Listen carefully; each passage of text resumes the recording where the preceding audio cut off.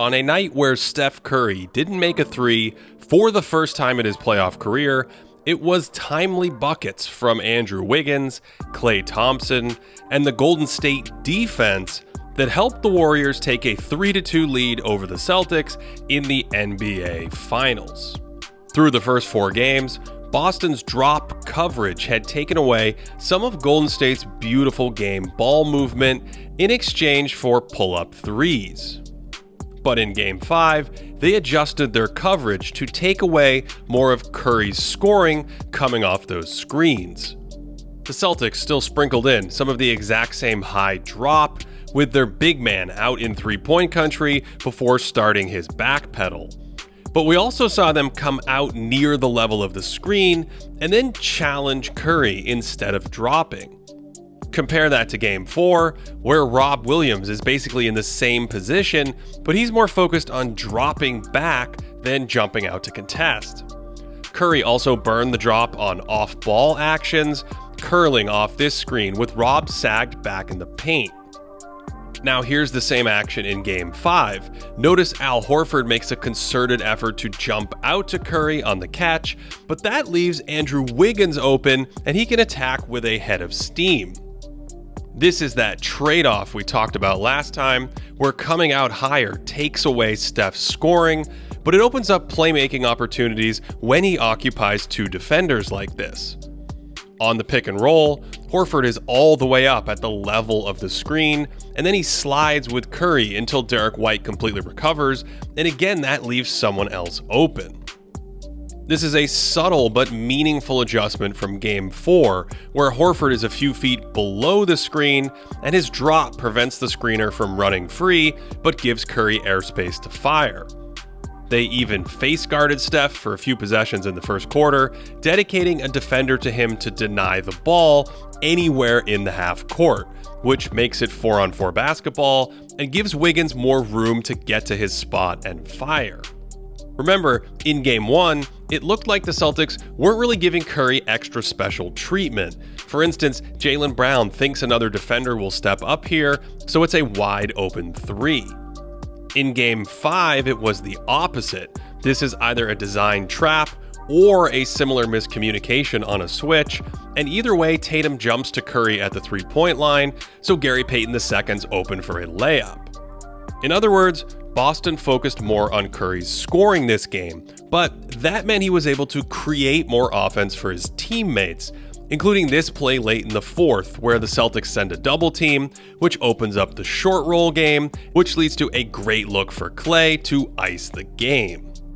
Thompson actually made a ton of big shots throughout this game on a night where Steph's jumper was off, but his defensive attention quietly opened up some of these for Klay. Curry's cut buckles Grant Williams, so Brown leaves Thompson to go chase Steph, and that gives Klay some room to fire for a huge 3. A minute later, Marcus Smart is roaming off Draymond, we saw that in Game 3, and on Curry's pick and roll, Rob slides with him, putting 3 defenders on Curry, and Tatum isn't even thinking about a switch on the handoff, and Klay's wide open this time to cut it to 1. So, despite a subpar scoring game from Steph, the Warriors still posted a 119 offensive rating with him on the court, a shade above their efficiency from the first 4 games with him on the floor.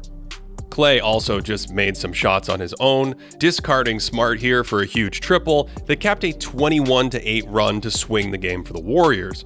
This may well be an offensive foul on Thompson, but Smart's exaggeration techniques convinced the officials it was a flop. Anyway, Klay's defense has also been a big part of the last 2 victories, stonewalling Brown into an up and down that was uncalled, and sticking to Jaylen like glue away from the ball in this play, which helps create the turnover. He also picked up 2 steals with some quick hands, anticipating this handoff and breaking it up, and earlier in the game picking up Brown and stuffing the basic pass back to Tatum. Klay even played the role of paint protector once, sliding over to alter this Tatum shot at the rim.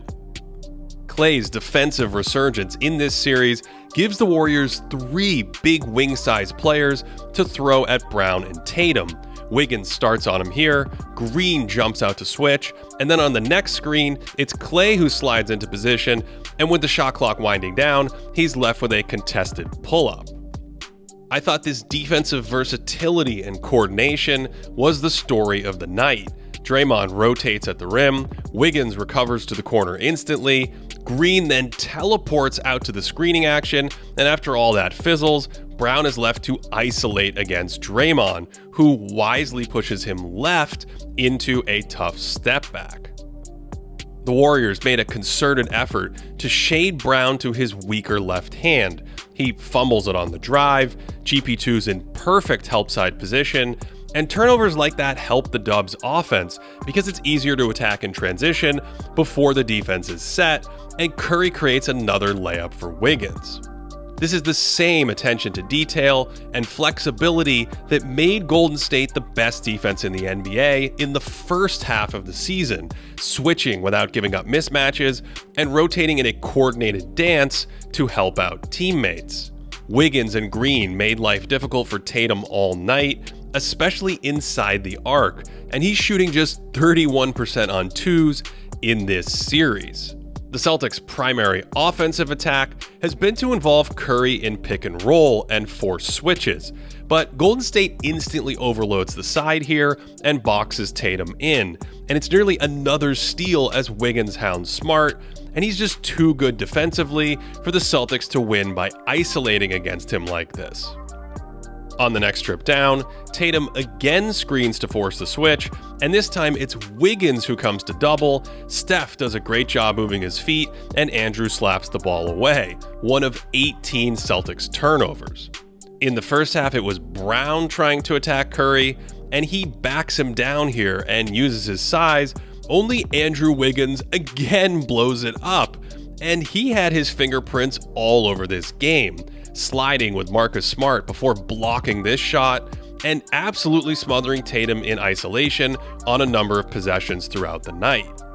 Andrew's isolation defense has been a major weapon in this series against Boston's big wings, and he's strong enough to stand his ground against Tatum and quick enough to stay with penetration. And yes, that's 3 air balls and then more defense to offense, with Draymond threading a nasty pass in transition to take the lead in the third. I also love this defensive stand, where Wiggins' quick leaping flummoxes Tatum into a traveling violation. Watch it again. He takes the contact, but jumps before Tatum, and that makes Jayson second guess himself and shuffle his feet. Andrew also made a number of timely shots on the offensive end, not just as a play finisher, but in isolation and against the shot clock. And all told, he finished with 26 points and 13 more rebounds after grabbing a career-high 16 boards back in Game 4 to help keep the bigger Celtics off the offensive glass. So when Boston went super small at the end of the fourth quarter, it was Wiggins who attacked the rim and threw down this monster jam. This was the second big game in a row for Wiggins, and along with another huge defensive effort from Draymond Green and the playmaking prowess of Steph Curry, the Golden State Warriors are now just one game away from the NBA championship.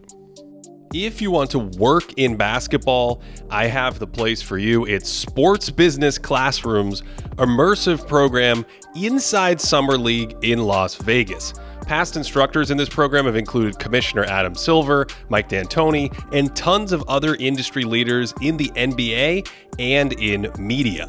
Sign up using the code GREATDAY for $300 off. There's more information in the description box below if you are interested. For additional content and to directly support this channel, check out patreon.com/thinkingbasketball. Thanks as always for all of your support, and wherever you're enjoying the finals from, I hope that you are having a great day.